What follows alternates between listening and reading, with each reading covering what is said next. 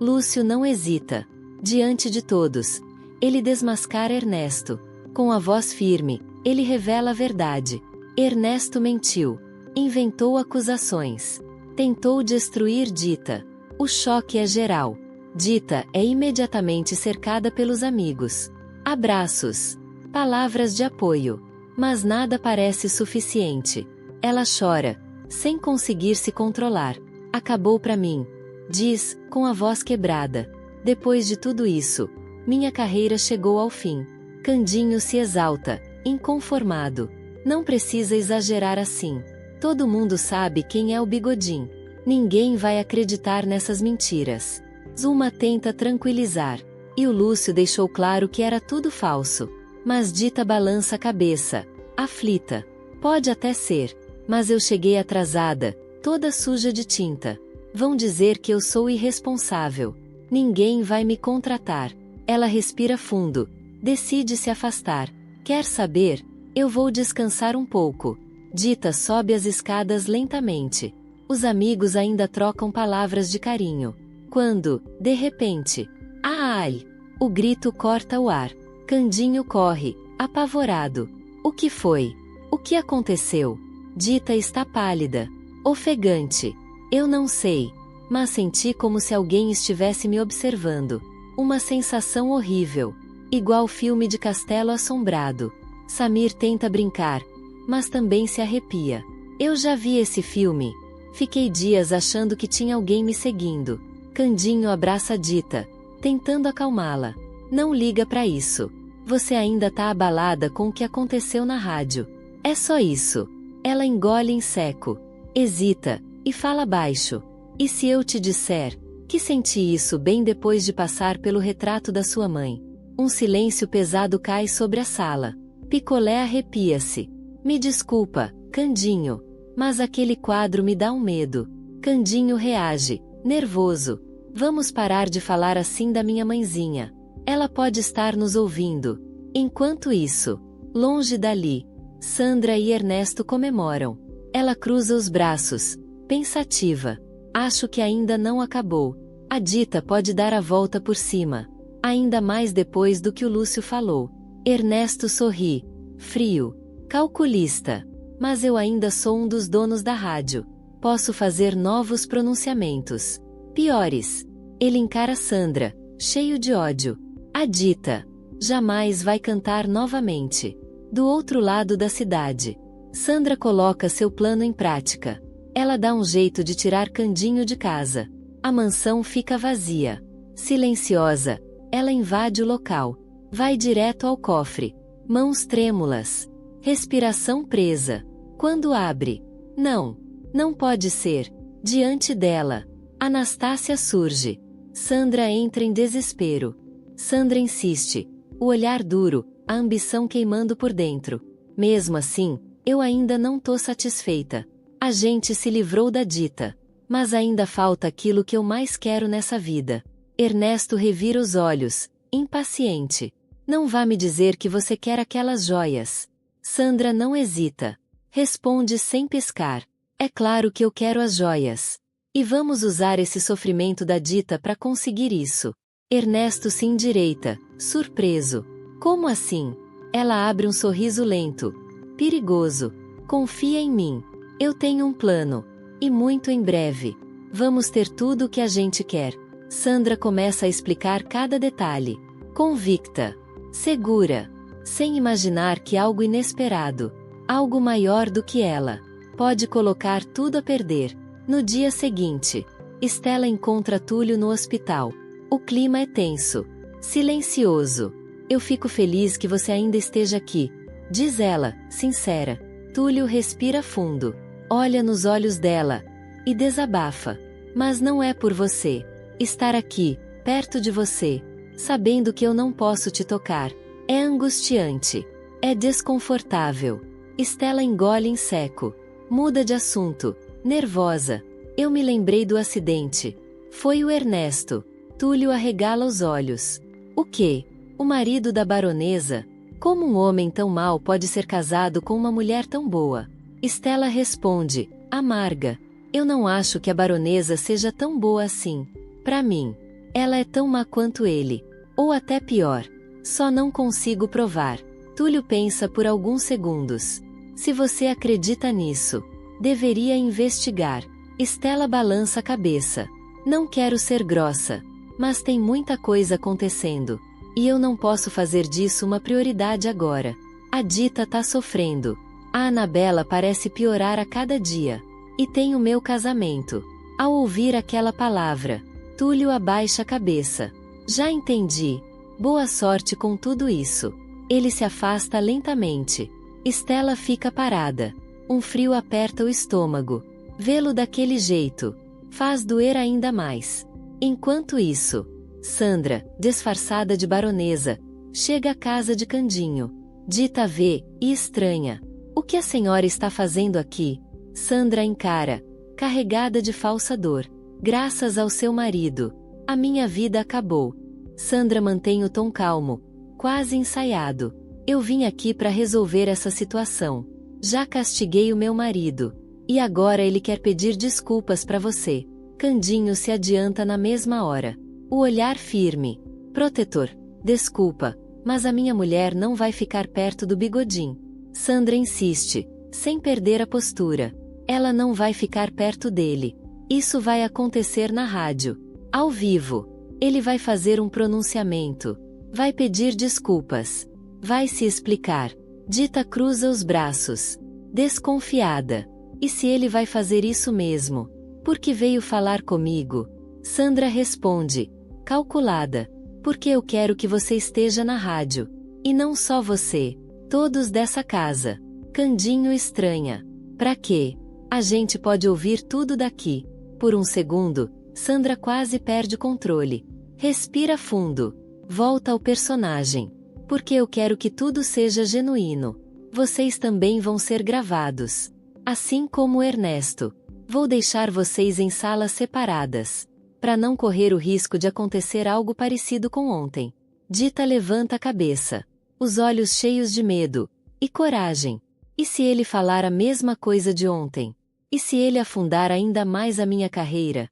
Sandra se aproxima um pouco. Fala baixo. Firme. Isso não vai acontecer. Eu te dou a minha palavra.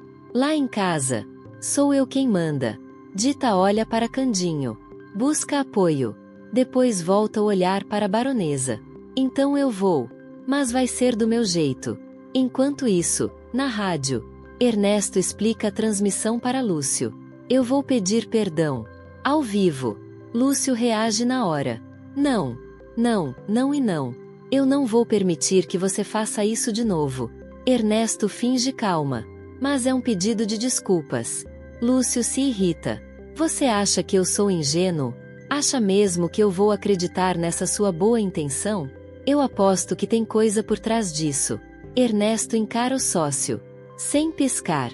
Se eu estiver mentindo, eu te entrego a minha parte da rádio. Lúcio fica em choque. Como é que é? Você tá abrindo mão da sua parte? Ernesto abre um sorriso cínico. Claro que não.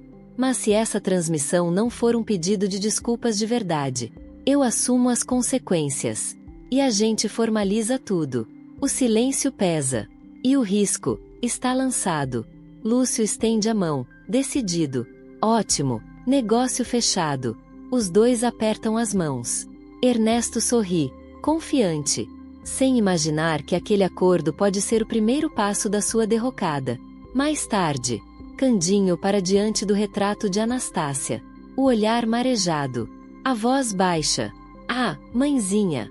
Eu não entendo por que tanta coisa ruim tá acontecendo na vida da Dita. Ela nunca fez nada de errado para sofrer desse jeito.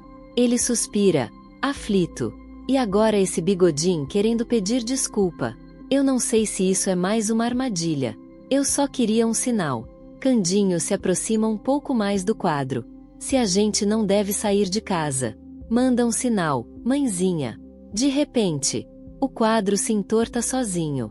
Sem que ele encoste. Candinho arregala os olhos. Uai! Se isso não for um sinal, eu não sei o que é. Ele respira fundo, decidido. Pode deixar, mãezinha. Eu vou salvar a Dita. Logo depois, Candinho encontra Dita e Asdrubal prontos para ir à rádio. Nervoso, Ele fala de uma vez. A gente não pode ir agora. Eu sei que isso é plano do Bigodinho. Asdrubal se aproxima, pensativo. Espera. O seu pedido foi para não sair dessa casa, não foi, Candinho?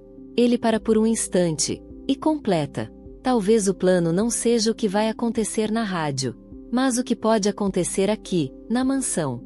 E se o Ernesto quiser tirar todo mundo daqui só para distrair? Dita fica em choque. Isso faz sentido. Agora mesmo que eu não vou nessa rádio. Asdrubal ergue a mão, tentando acalmá-la. Calma, minha querida. Vocês precisam ir. Assim, ele vai achar que o plano está funcionando. E alguém tem que ficar aqui. Pra surpresa. Candinho se adianta.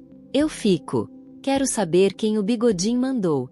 Asdrubal nega com a cabeça. Não. Vocês dois têm que estar lá. Eu fico.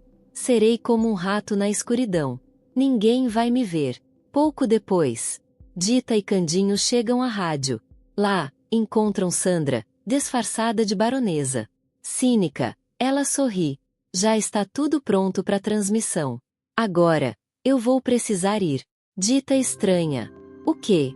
A senhora não vai ficar? Sandra responde. Fria. Oh, não. Tenho um assunto inadiável. Mas não se preocupe. Nos encontramos mais tarde. Eu garanto que tudo estará resolvido. Ela se afasta. Assim que Sandra sai, Dita se aproxima de Candinho e sussurra. Você tá pensando mesmo que eu? E se a baronesa for justamente quem o Bigodinho mandou para nossa casa? Candinho aperta a mão dela. Se for, o professor vai dar um jeito nela. Momentos depois, a transmissão começa. Em salas separadas, Ernesto e Dita aparecem no ar. Ambos forçam um sorriso. A tensão é visível. Ernesto respira fundo. Assume o tom ensaiado. O que aconteceu ontem foi um erro. Eu não devia ter feito aquilo. Inventei tudo achando que seria uma pegadinha. Dita não se contém. Interrompe na hora. Não foi nada disso. Você fez isso para acabar com a minha carreira. E deixou isso bem claro. Ernesto franze o senho, fingindo surpresa. Você deve ter se enganado. Não foi isso que eu disse. Antes que continue, Candinho se aproxima do microfone. Disse sim. E não é a primeira vez que esse sujeito tenta fazer mal para Dita. E para mim também. Ernesto começa a perder a paciência. Por favor, essa transmissão não é para discutir isso. É para eu pedir perdão.